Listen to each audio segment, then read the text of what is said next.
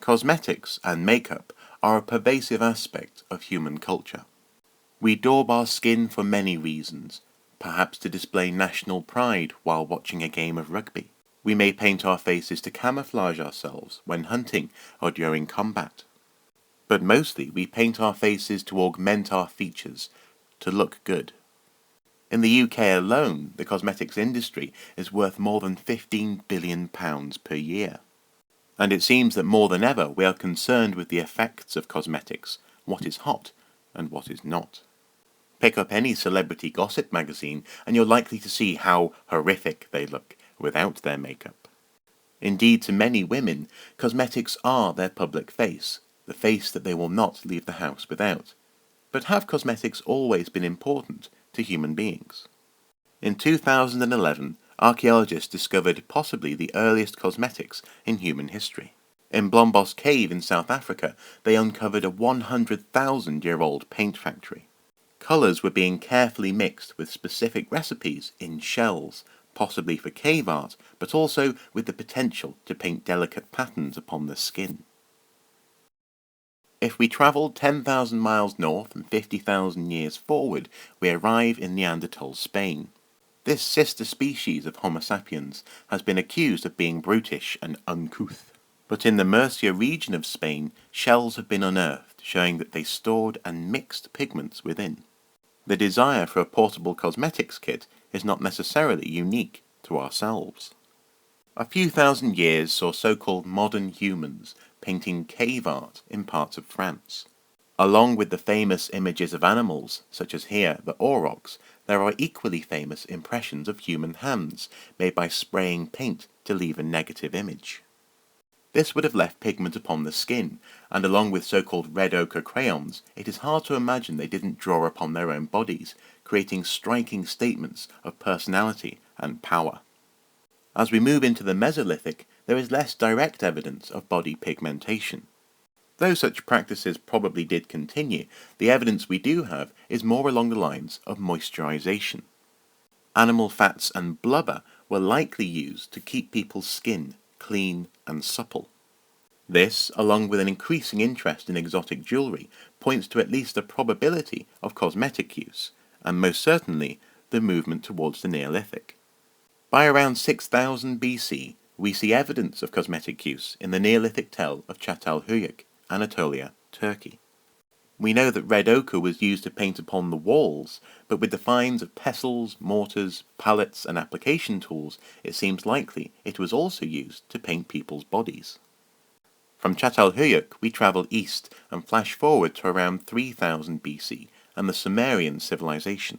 Famous as one of the places where the wheel was likely invented, they also had complicated cosmetic regimes. In a single grave, a bewildering array of pots containing the remnants of pigments and creams can be found. Here, for example, is a carved marble tool for grinding eye makeup in the head. And this cosmetics box, inlaid with lapis lazuli, silver and shell, was found in a royal tomb in the city of Ur. The Sumerians spent money on how they looked, with both men and women sharing a passion for cosmetics. Next we travel east again, to around 1500 BC and the Shang dynasty in China. For this period is known for an increasing awareness of aesthetic enjoyment. The Shang dynasty saw some employed solely to apply rouges and powders to those that could afford them. When we think of ancient Egypt, it is hard not to think of heavy makeup applied around the eyes. A huge array of cosmetics, jewellery, clothing and wigs were employed in the pursuit of looking good. But more than this, there was a belief that elaborate eye makeup could ward off evil spirits and improve sight. Even the poor wore eye makeup. And thus there is plenty of evidence for the use of cosmetics, including this portable cosmetics case. Indeed, one of the most iconic images for the use of makeup in the world comes from ancient Egypt, and the bust of Nefertiti. In much of ancient Greece, the ideal of beauty was an effortless, natural pale skin and golden locks. In an effort to achieve this, women would smear their faces with a toxic white lead, and for their lips a paste made with iron oxide or ochre mixed with olive oil. Charcoal was used for eyeshadow and also to connect the eyebrows, a feature deemed most beautiful. In ancient Rome, it was felt by many that only the preservation of beauty was acceptable, not unnatural embellishment. Rich Roman women strived for an understated beauty and a pale complexion. All the while they walked a precarious path, adding to their beauty without making them seem low-born. To their faces they would apply chalk powder, or once again, white lead. One beauty recipe called for the application of sweat from sheep's wool to be applied to the face before bed. And for the reddening of the lips, a wealthy Roman woman might make use of fine vermilion from Lebanon. In 2004, archaeologists working in London unearthed a pot of Roman face cream. The cream was found to be made from animal fat, starch and tin oxide, another skin-paling regime. The Romans named the so-called Picts possibly because they painted their bodies. Typically, we imagine complicated designs in blue painted upon naked flesh. Such blue may have come from the woad plant, famously found in Scotland, and indeed the reason why the Scottish flag is blue. Though research suggests that other Iron Age groups may have used different colours, including in Spain, orange. The latter first millennium AD saw Vikings arriving on many shores, including northern Germany, where an Arab historian recorded the use of makeup by men and women alike. Indeed, some researchers suggest Viking men may have worn more makeup than Viking women. This, along with the sheer number of combs found on Viking sites, underlines the importance of looking good, and the well-groomed appearance of Norse men.